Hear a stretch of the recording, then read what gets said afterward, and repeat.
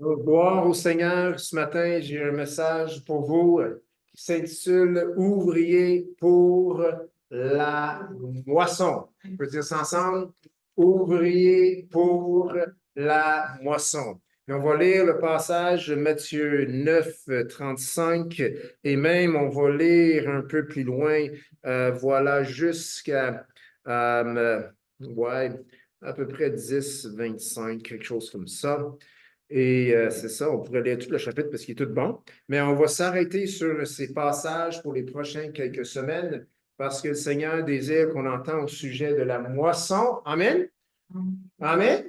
Au sujet de la moisson, au sujet des ouvriers. Amen? Amen? Dites-le, je suis un ouvrier ou une ouvrière. Ouais, du Seigneur.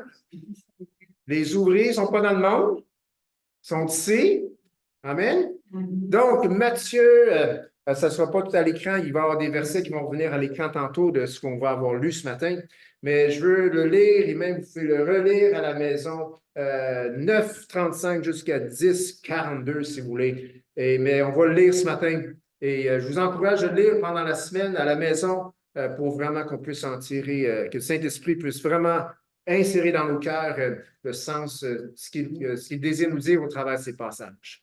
Donc, ça commence avec la mission des 12 apôtres, Matthieu 9, 35. Jésus parcourait toutes les villes et les villages, enseignant dans les synagogues, prêchant la bonne nouvelle du royaume et guérissant toute maladie et toute infirmité. Combien aurait voulu être là? Oui, hein, on aurait peut-être déchargé de quelques problèmes. 36. Voyant la foule, il fut ému de compassion pour elle, parce qu'elle était languissante et abattue comme des brebis qui n'ont point de berger. Alors il dit à ses disciples, la moisson est grande, mais il y a peu d'ouvriers. Priez donc le maître de la moisson d'envoyer des ouvriers dans sa moisson. Puis, ayant appelé ses 12 disciples, il leur donna le pouvoir de chasser les esprits impurs, de guérir toute maladie et toute infirmité. Voici les noms des 12. Le premier, Simon appelé Pierre, André son frère, Jacques fils de Zébédée et Jean son frère, Philippe et Barthélemy, Thomas et Matthieu le publicain, Jacques fils d'Alphée et Thaddée, Simon le Cananite et Judas l'Iscario, celui qui livra Jésus. Tels sont les 12 que Jésus envoya. Après leur avoir donné les instructions suivantes, n'allez pas vers les païens et n'entrez pas dans la ville des Samaritains. Allez plutôt vers les brebis perdues de la maison d'Israël. Allez, prêchez, dites, le royaume des cieux est proche. Guérissez les malades, ressuscitez les morts, purifiez les lépreux, chassez les démons. Vous avez reçu gratuitement, donnez gratuitement. Ne prenez ni or, ni argent, ni monnaie dans vos ceintures, ni sac pour le voyage, ni 2 tuniques, ni souliers, ni bâton, car l'ouvrier mérite sa nourriture. Dans quelque ville ou village que vous entriez, informez-vous s'il s'y trouve quelque homme digne de vous recevoir et demeurez chez lui jusqu'à ce que vous partiez. En entrant dans la maison, saluez-la. Et si la maison en est digne, que votre paix vienne sur elle. Mais si elle n'en est pas digne, que votre paix retourne à vous. Lorsqu'on ne vous recevra pas et qu'on n'écoutera pas vos paroles, sortez de cette maison ou de cette ville et secouez la poussière de vos pieds. Je vous le dis en vérité, au jour du jugement, le pays de Sodome et de Gomorrhe sera traité moins rigoureusement que cette ville-là. Voici, je vous envoie comme des brebis au milieu des loups. Soyez donc prudents comme des serpents et simples comme des colombes. Mettez-vous en garde contre les hommes, car ils vous livreront aux tribunaux et ils vous battront de verges dans leurs synagogues. Vous serez menés à cause de moi devant des gouverneurs et devant des rois pour servir de témoignage à eux et aux païens. Mais quand on vous livrera, ne vous inquiétez ni de la manière dont vous parlerez, ni de ce que vous direz. Ce que vous aurez à dire vous sera donné à l'heure même. Car ce n'est pas vous qui parlerez, c'est l'Esprit de votre Père qui parlera en vous. Le frère livrera son frère à la mort, et le père son enfant. Les enfants se soulèveront contre leurs parents et les feront mourir. Vous serez haïs de tous à cause de mon nom, mais celui qui persévérera jusqu'à la fin sera sauvé. Quand on vous persécutera dans une ville, fuyez dans une autre. Je vous le dis en vérité, vous n'aurez pas achevé de parcourir les villes d'Israël que le Fils de l'homme sera venu. Le disciple n'est pas plus que le maître, ni le serviteur plus que son Seigneur. Il suffit au disciple d'être traité comme son maître et au serviteur comme son Seigneur. S'ils ont appelé le maître de la maison Béelzébul, à combien plus forte raison appelleront-ils ainsi les gens de sa maison? Ne les craignez point, car il n'y a rien de caché qui ne doive être découvert, ni de secret qui ne doive être connu. Ce que je vous dis dans les ténèbres, dites-le en plein jour. Et ce qui vous est dit à l'oreille, prêchez-le sur les toits. Ne craignez pas ceux qui tuent le corps et qui ne peuvent tuer l'âme, craignez plutôt celui qui peut faire périr l'âme et le corps dans la géhenne. Ne vantons pas 2 passereaux pour un sou? Cependant, il n'en tombe pas un à terre sans la volonté de votre Père. Et même les cheveux de votre tête sont tous comptés. Ne craignez donc point, vous valez plus que beaucoup de passereaux. C'est pourquoi quiconque me confessera devant les hommes, je le confesserai aussi devant mon Père qui est dans les cieux. Mais quiconque me reniera devant les hommes, je le renierai aussi devant mon Père qui est dans les cieux. Ne croyez pas que je sois venu apporter la paix sur la terre. Je ne suis pas venu apporter la paix, mais l'épée, car je suis venu mettre la division entre l'homme et son père, entre la fille et sa mère, entre la belle-fille et sa belle-mère. Et l'homme aura pour ennemi les gens de sa maison. Celui qui aime son père ou sa mère plus que moi n'est pas digne de moi. Et celui qui aime son fils ou sa fille plus que moi n'est pas digne de moi. Celui qui ne prend pas sa croix et ne me suit pas n'est pas digne de moi. Celui qui conservera sa vie la perdra, et celui qui perdra sa vie à cause de moi la retrouvera. Celui qui vous reçoit, me reçoit, et celui qui me reçoit, reçoit celui qui m'a envoyé. Celui qui reçoit un prophète en qualité de prophète recevra une récompense de prophète, et celui qui reçoit un juste en qualité de juste recevra une récompense de juste. Et quiconque donnera seulement un verre d'eau à l'un de ses petits, parce qu'il est mon disciple, je vous le dis en vérité, il ne perdra point sa récompense. Seigneur, merci pour ta parole. Seigneur, on te demande de nous guider dans les prochaines semaines au travers de ces passages. Le Saint-Esprit guide, parle, convainc, bâtit en nous ce qu'il faut pour être des ouvriers fidèles dans la moisson. Seigneur, merci pour de donner les paroles à ton serviteur ce matin et merci de préparer les cœurs pour le recevoir. Recevoir ces paroles et c'est dans le nom de Jésus qu'on a prié et que tout le monde peut dire Amen. Ouvrier pour la moisson. Avez-vous entendu qu'il y a une pénurie de main-d'œuvre? La pénurie de main-d'œuvre? Ah, il n'y a pas assez d'employés. Pénurie de main-d'œuvre. Et oui, et c'est une réalité dans notre société aujourd'hui. On entend parler beaucoup et malheureusement, il semble y avoir une pénurie de main-d'œuvre dans le royaume de Dieu aussi. Je répète, il est malheureux, mais il semble y avoir une pénurie de main-d'œuvre dans le royaume de Dieu aussi. Pourquoi je dis cela? C'est parce que Jésus a dit de prier le Père afin que les ouvriers soient envoyés dans la moisson. Amen? Qui sont les ouvriers? Nous. Merci, Jean. C'est nous. Le problème avec les ouvriers, c'est qu'ils ne semblent pas aller dans la moisson. Et même Jésus en a fait un sujet de prière. Il a dit, priez le Père afin, et on voit ça au verset, je ne sais pas si c'est ça qui va être à l'écran, là, mais c'est ça, verset 37 à 38. Oui, c'est écrit, verset 38, priez donc le maître de la moisson d'envoyer les ouvriers dans sa moisson. Et si Jésus a dit cela, est-ce possible qu'il doutait qu'à des moments donnés dans l'histoire, que les ouvriers iraient peut-être pas comme ils devraient dans la moisson? C'est pas que les ouvriers sont pas là, c'est que les ouvriers doivent aller dans la moisson. Et Jésus a dit, priez le Père, le maître de la moisson, afin d'envoyer les ouvriers, afin que les ouvriers aillent dans sa moisson. Donc, je ne suis pas convaincu qu'il y a vraiment une pénurie de main-d'œuvre aujourd'hui. Je ne suis pas 100% convaincu de ça. Il y a peut-être cependant beaucoup de gens qui pourraient travailler comme on l'entend, mais qui ont peut-être trouvé d'autres manières de rentrer des sous dans leur portefeuille, puis ils sont chez eux. C'est possible, ça. Mais il semble y avoir une pénurie de main-d'œuvre. Je ne crois pas non plus qu'il y ait une pénurie de main-d'œuvre dans le royaume de Dieu. Il faut tout simplement que les ouvriers aillent dans la moisson. Amen? Amen. C'est dans ce sens-là qu'on s'en va ce matin. Et dans les prochaines semaines. Donc, ce matin, on va regarder ensemble l'ouvrier premier dans le royaume de Dieu et son nom, c'était ou c'est Jésus. Jésus était dans la moisson. Amen? Il était dans la moisson. Mais il était là juste pour 3 ans. Et deuxièmement, on va regarder ensemble la moisson. C'est quoi la moisson? Et troisièmement, on va regarder quelques conseils que Jésus a donnés pour l'ouvrier.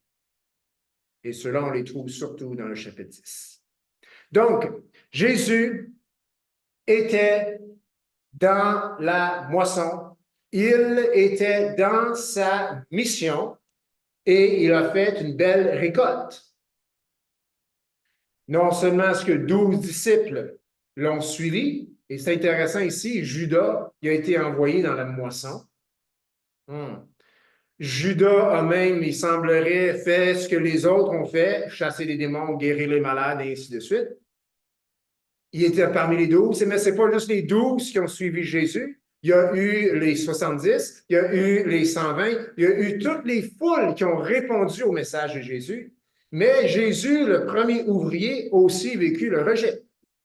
Les pharisiens étaient contre lui.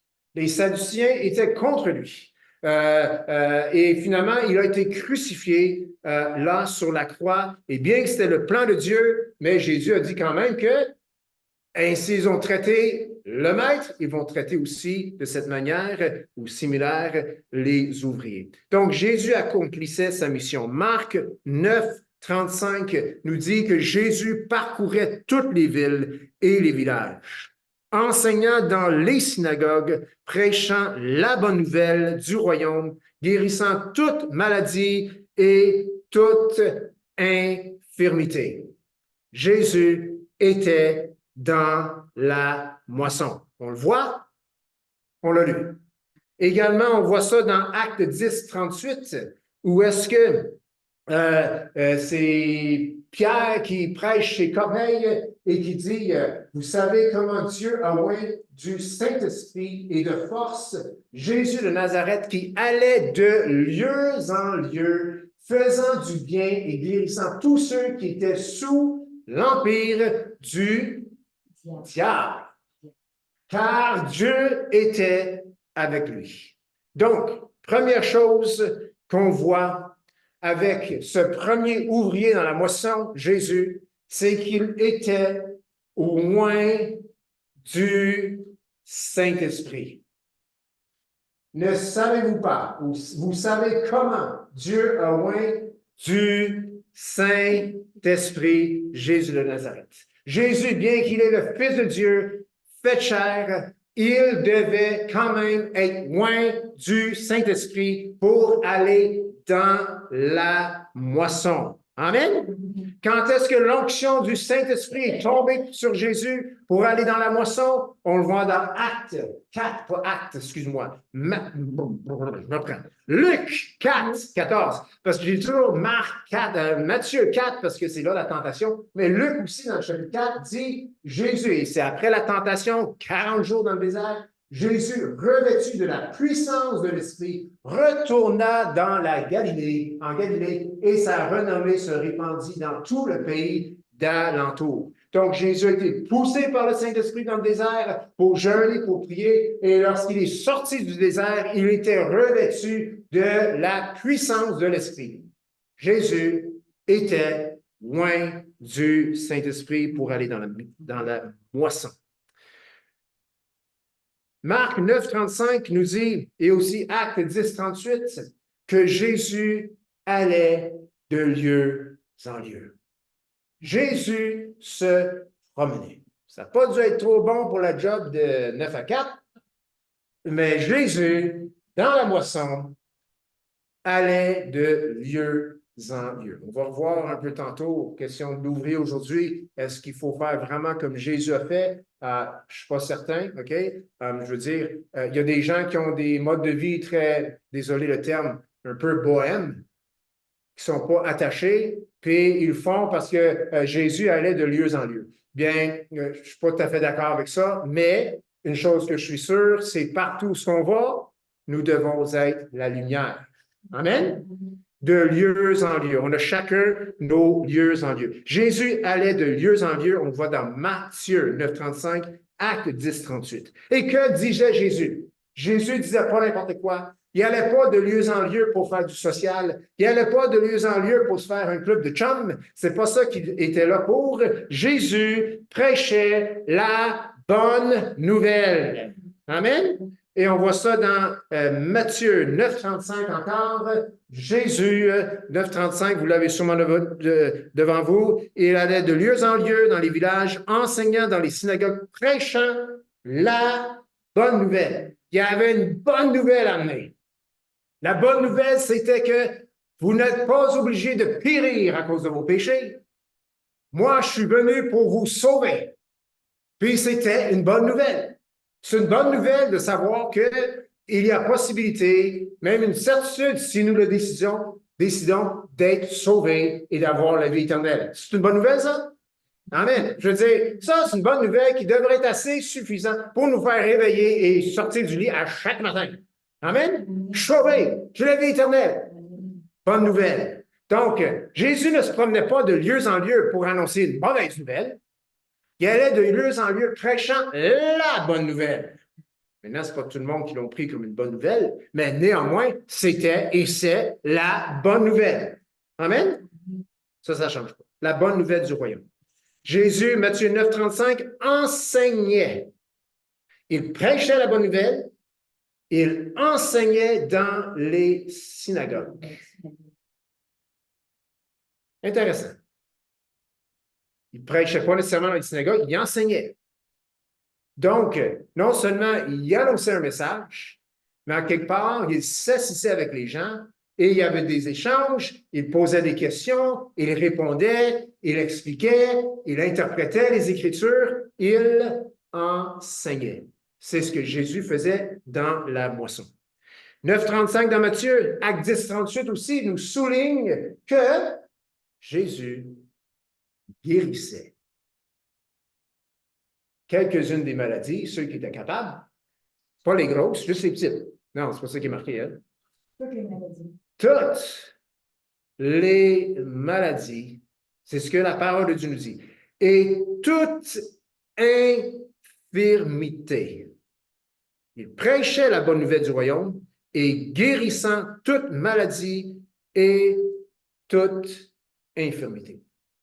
J'aurais voulu être là.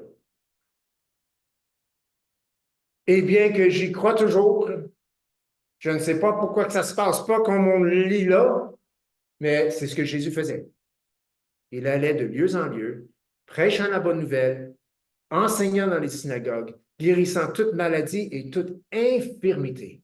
Wow! Et c'est bien marqué, toutes. Toute maladie dont Jésus naît à la rencontre, il réglait toute infirmité.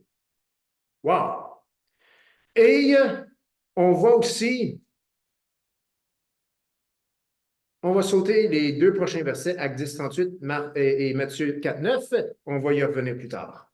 Je ne sais pas pourquoi, dans mes notes, je ne l'avais pas déplacé.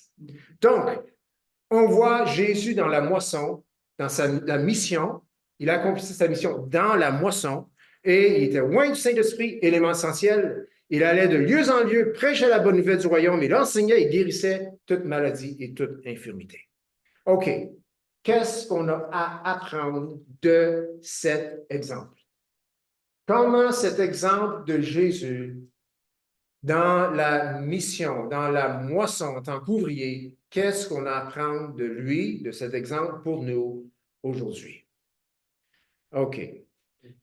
Matthieu 10, au verset 1, on voit que Jésus y a appelé les 12 disciples.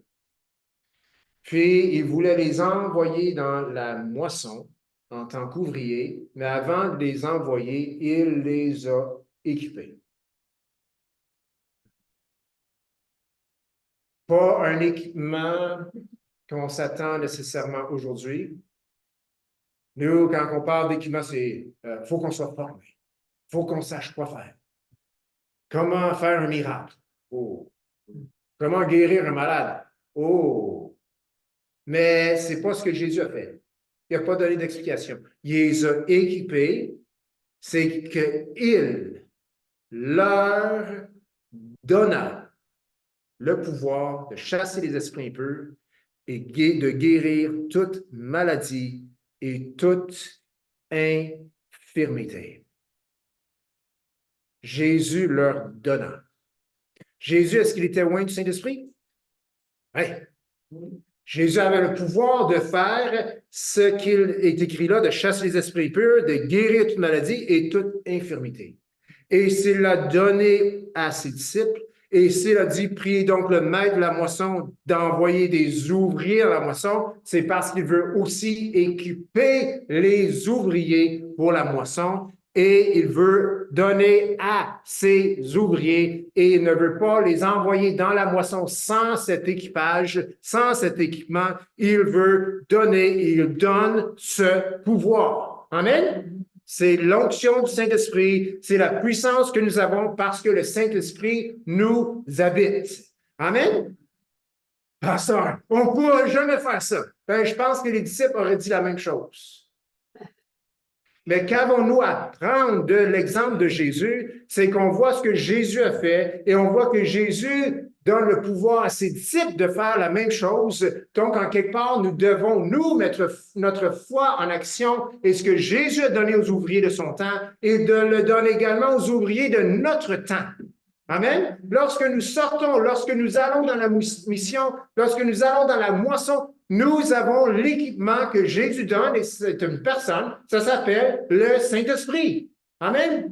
Mais si on n'y croit pas, si on prend ça comme un détail que ce serait bien fun de le voir arriver, si on n'applique pas ou ajoute pas à cela notre foi, ou si on n'ajoute pas cela à notre foi, eh bien, on ne pourra jamais accomplir la mission que Jésus nous a donnée. Amen? Donc, qu'est-ce qu'on peut apprendre de cet exemple de Jésus? C'est que nous devons dépendre du Saint-Esprit. Amen. Nous devons dépendre du Saint-Esprit. Arrêtons de dépendre de nous-mêmes. Arrêtons d'essayer de faire marcher la patente par nous-mêmes. Nous avons besoin, pour faire la mission que Jésus nous appelle, on a besoin du Saint-Esprit. On n'a pas besoin d'un doctorat, on n'a pas besoin d'une maîtrise, on n'a pas besoin d'une formation extensive de la Bible, on a besoin du Saint-Esprit. Amen? Amen. Donc, on doit dépendre du Saint-Esprit.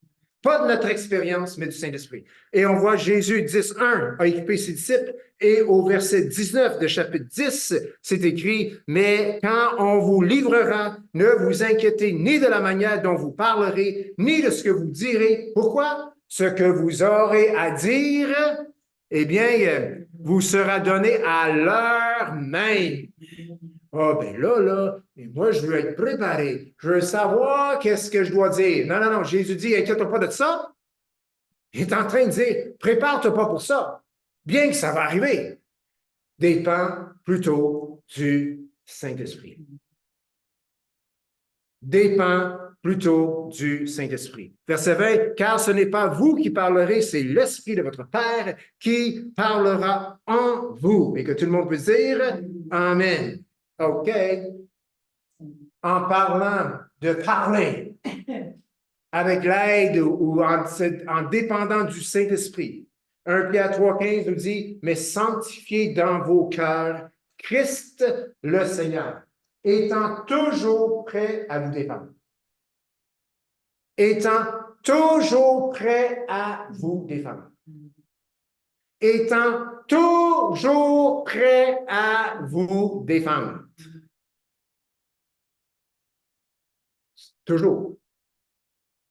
Pas juste quand vous êtes en forme, pas juste quand ça nous tente, pas juste quand on se sent rempli du Saint-Esprit. Toujours prêt à vous défendre. Et c'est intéressant ce passage parce qu'il dit le comment se défendre. Et ce n'est pas avec des coups de Bible. Vous comprenez l'expression? On entre avec la bing, bang, bouf. On est en train de défendre ce que nous croyons. On est en train de défendre. Oui, mais c'est écrit avec douceur. Et il ajoute un autre mot. Respect. Oh. On doit avouer que des fois, on a défendu ce que nous croyons sans trop de douceur et évidemment avec des gros manques de respect. Avec douceur et respect. Avec douceur et respect devant quiconque vous demande raison de l'espérance qui est en vous. Comment, je veux dire, comment défendre avec douceur et respect le fait qu'il y a juste un seul chemin? Et celui qui va nous approcher pour nous demander concernant l'espérance qui est en nous, on doit lui dire avec douceur et respect que son chemin n'est pas bon. Que son chemin l'envoie directement en enfer. Loin de Dieu pour l'éternité. Que son péché le sépare de Dieu. On doit dire tout cela, défendre tout cela avec douceur et respect. Encore là, il faut dépendre du Saint-Esprit. Amen? Être rempli des fruits de l'Esprit qui commence avec l'amour.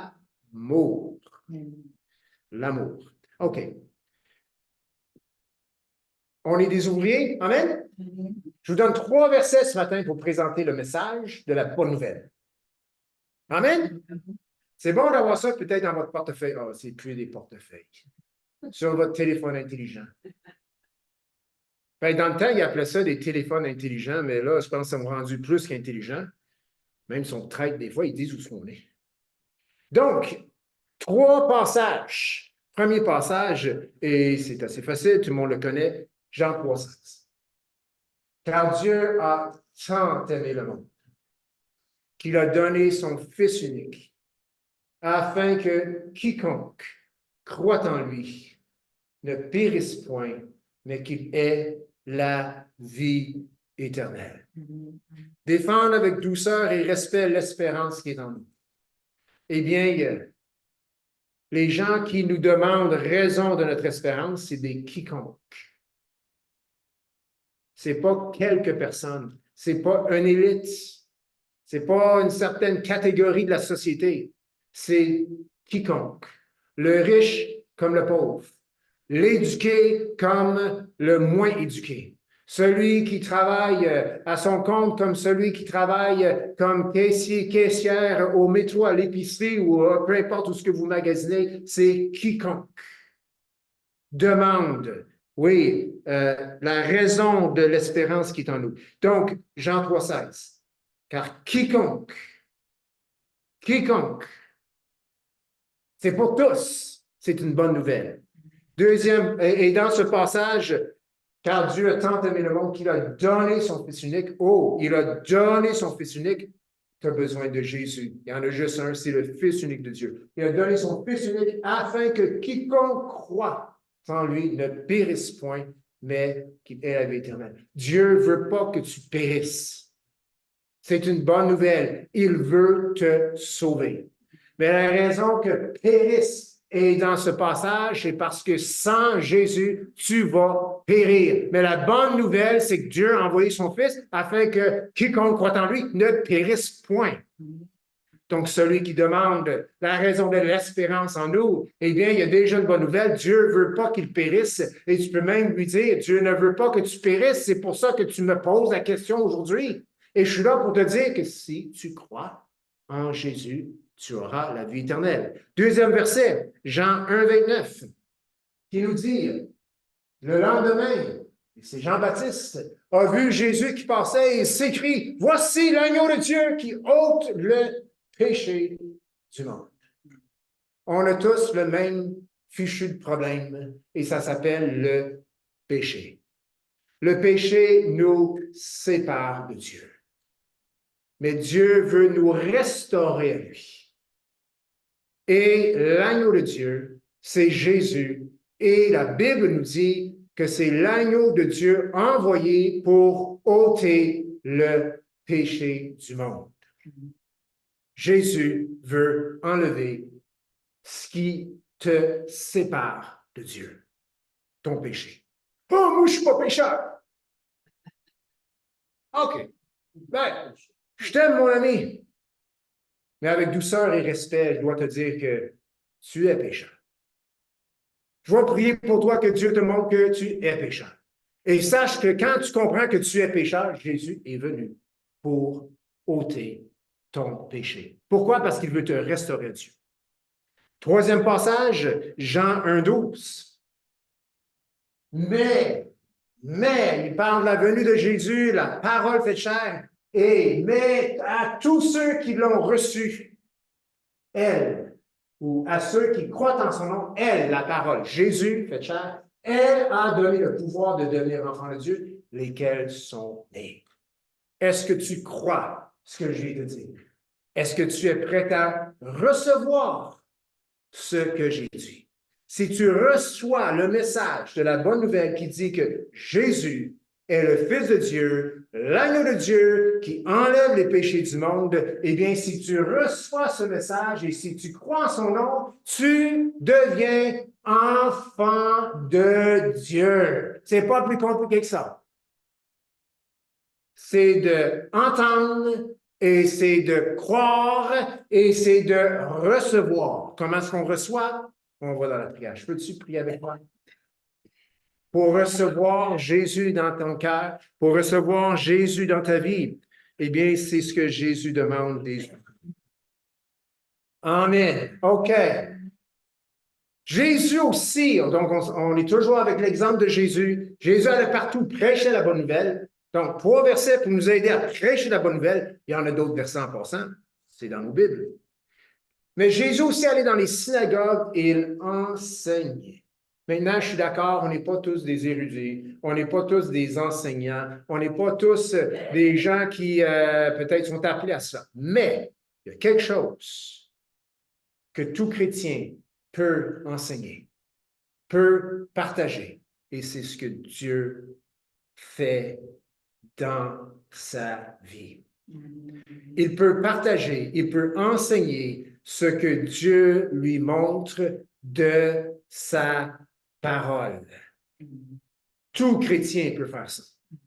On ne peut pas faire des thèses théologiques et ainsi de suite, mais de manière très pratique, nous pouvons enseigner, parler, partager avec d'autres ce que nous avons appris de sa parole, ce que nous avons appris de ce que Dieu fait dans nos vies et qu'on peut l'appuyer par sa parole. Un ouvrier du Seigneur qui ne connaît pas sa parole ne peut pas aller dans la moisson. Maintenant, il ne faut pas prendre 3 ans pour apprendre sa parole, c'est simplement de s'en nourrir à chaque jour afin d'être prêt pour aller dans la moisson. Amen. Et le Saint-Esprit va rappeler les choses qu'on a vues, qu'on a compris, qu'on a entendues. Et évidemment, il faut être là avec attention quand nous écoutons sa parole pour pouvoir le partager, l'enseigner par la suite. Mais Jésus allait partout, dans les synagogues, dans les endroits religieux.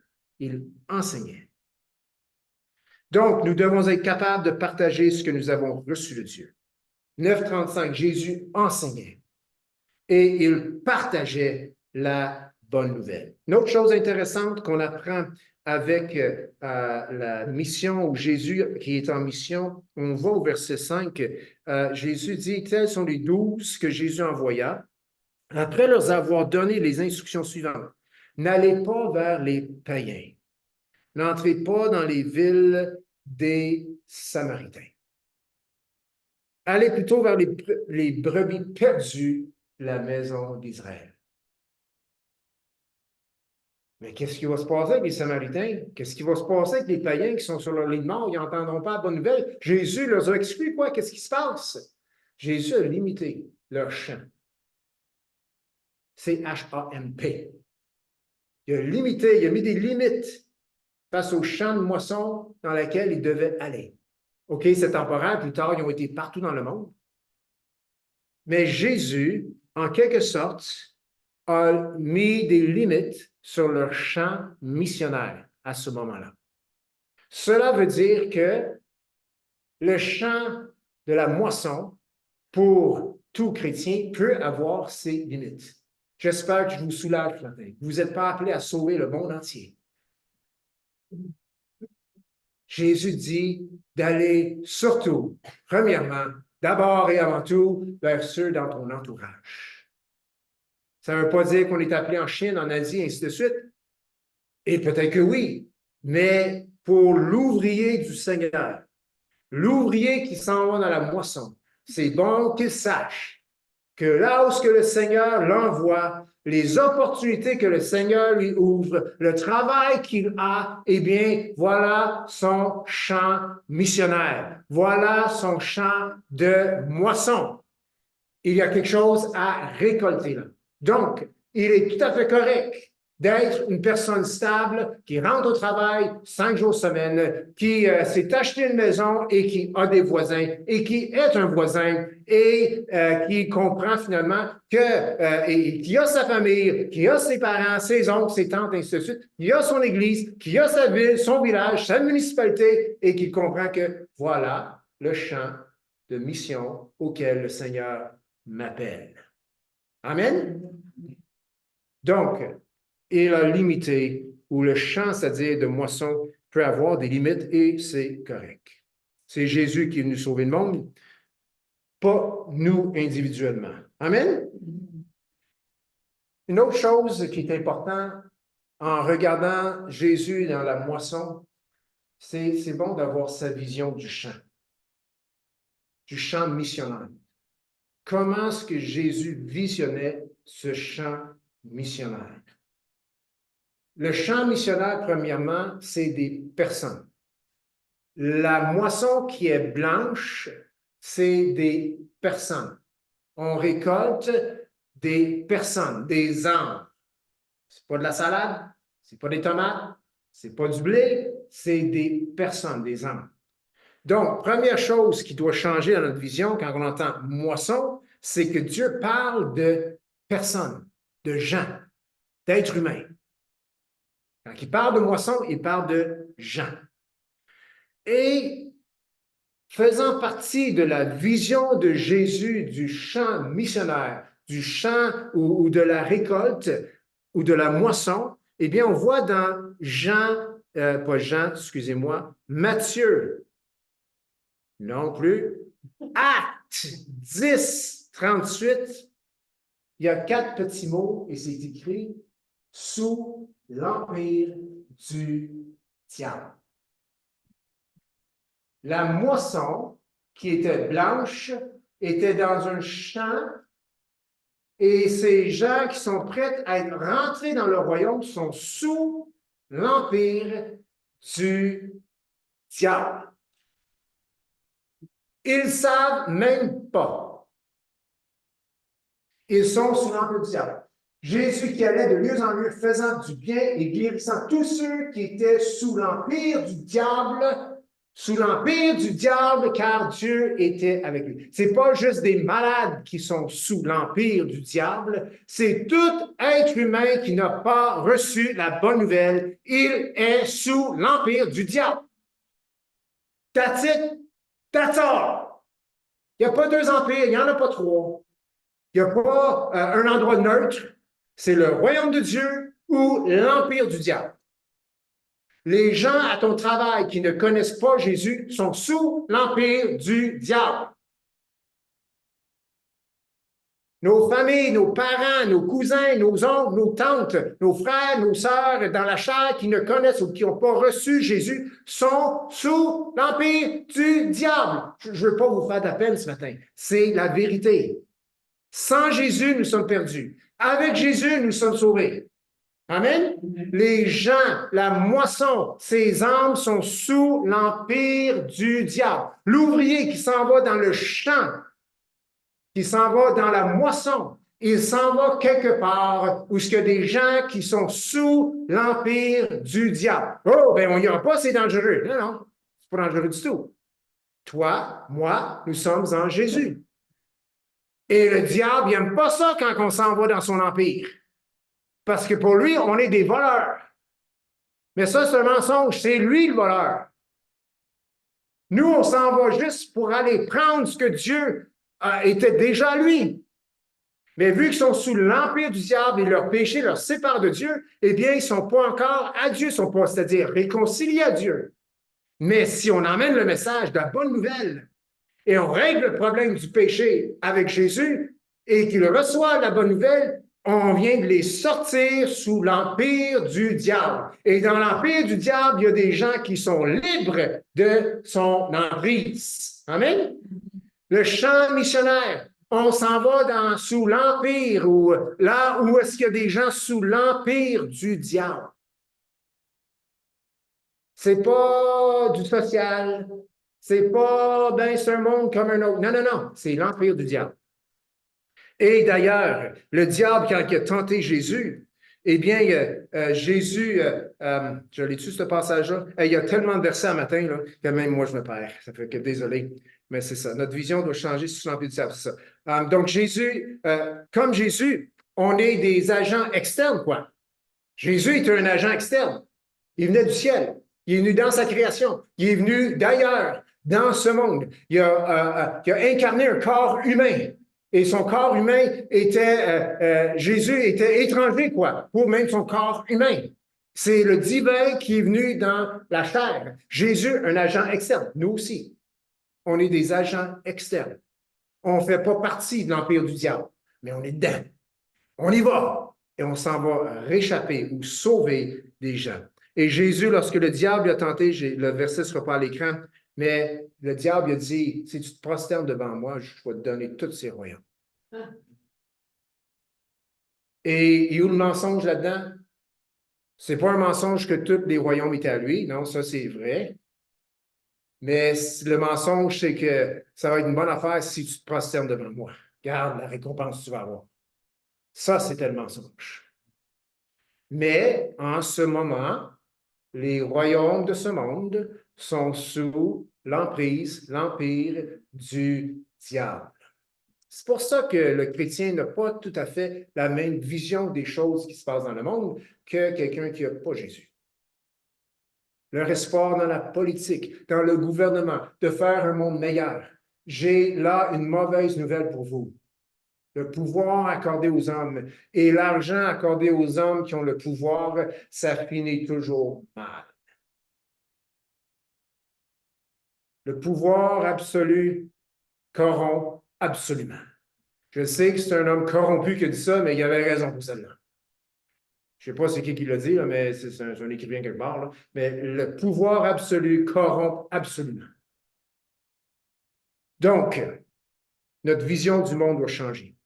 Le monde est sous l'empire du diable. 1 Pierre 2, 11 nous dit, je vous exhorte comment? Comme étrangers et voyageurs sur la terre.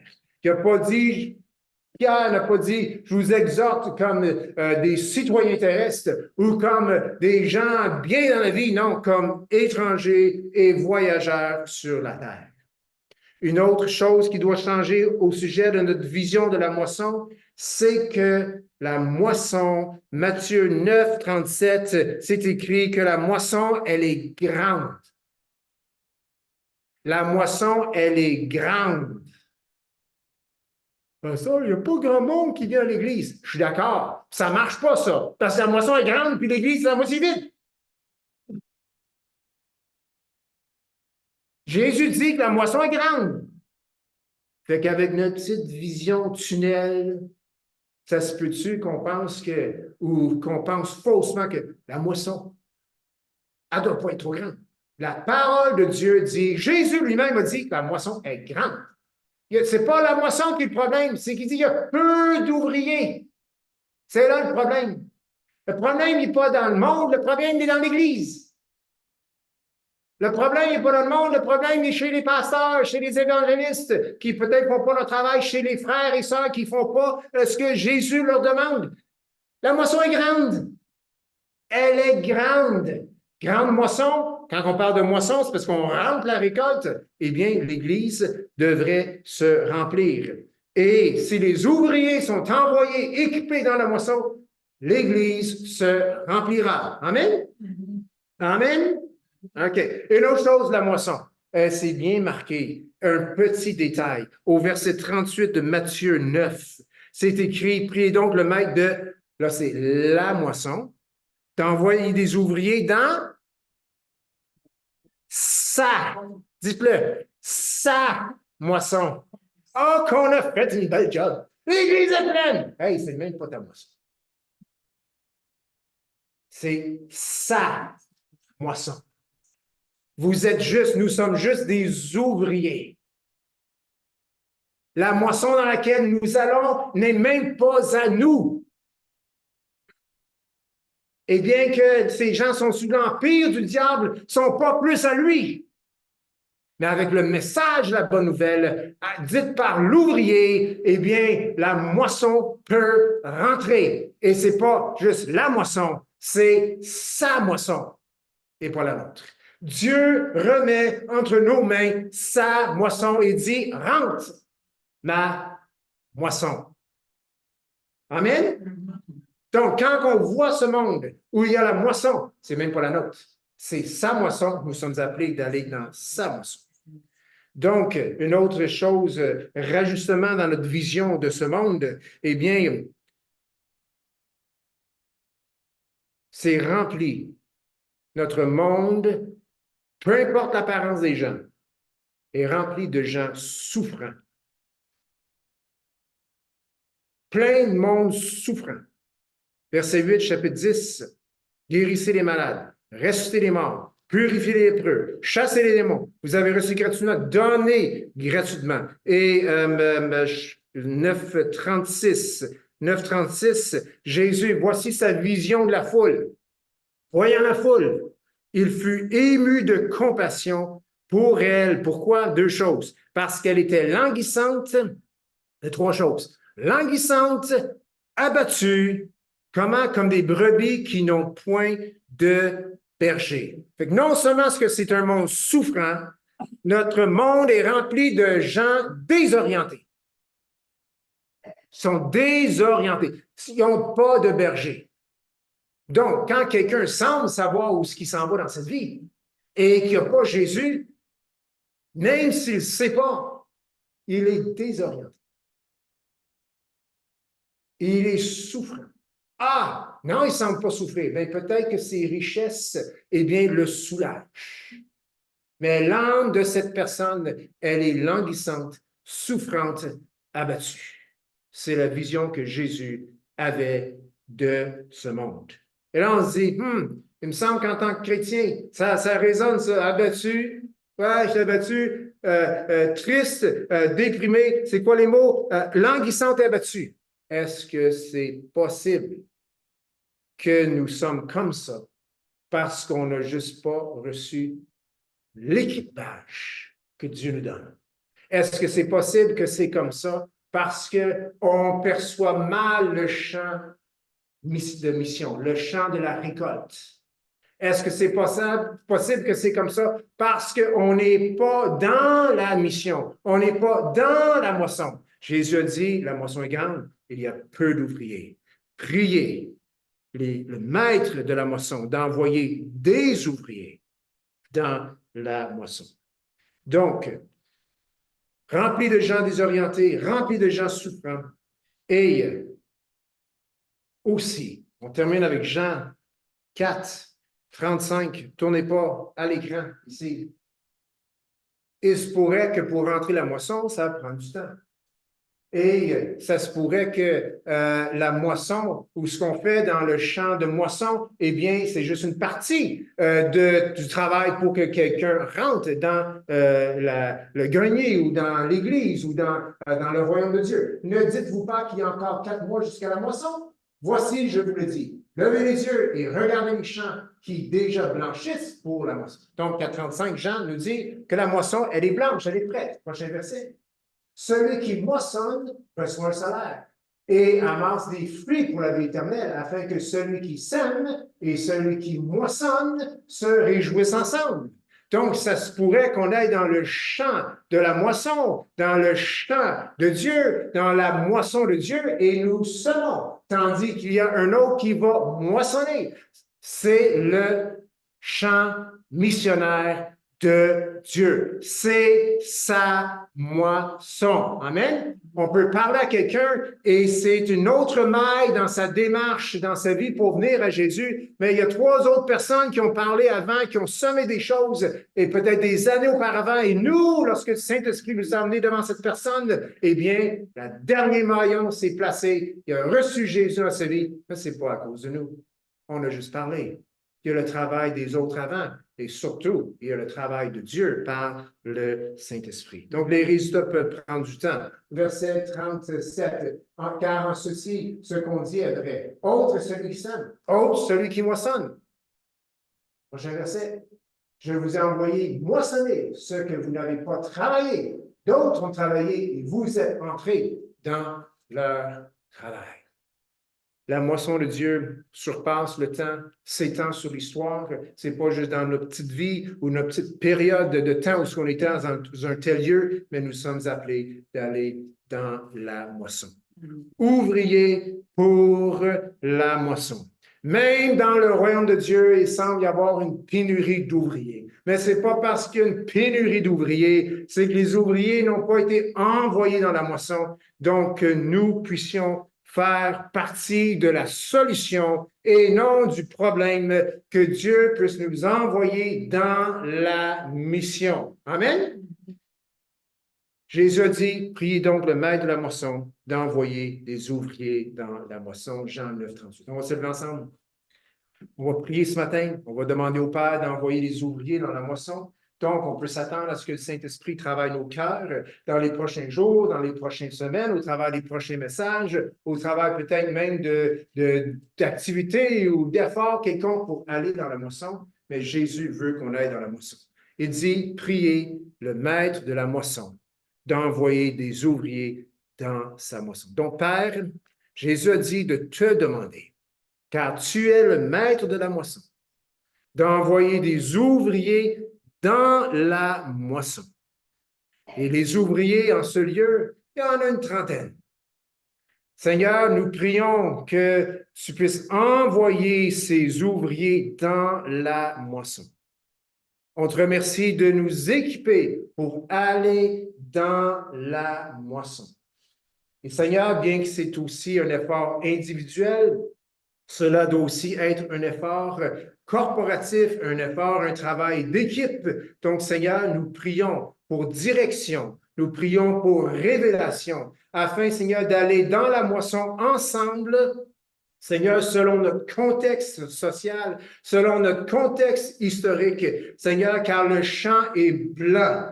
La moisson, elle est mûre. Mais Seigneur, tu nous as appelés non seulement d'être simples comme des colombes, mais rusés comme des serpents, je crois, afin, Seigneur, d'aller là où ceux qui veulent entendre peuvent entendre, afin qu'ils puissent recevoir Jésus dans leur vie.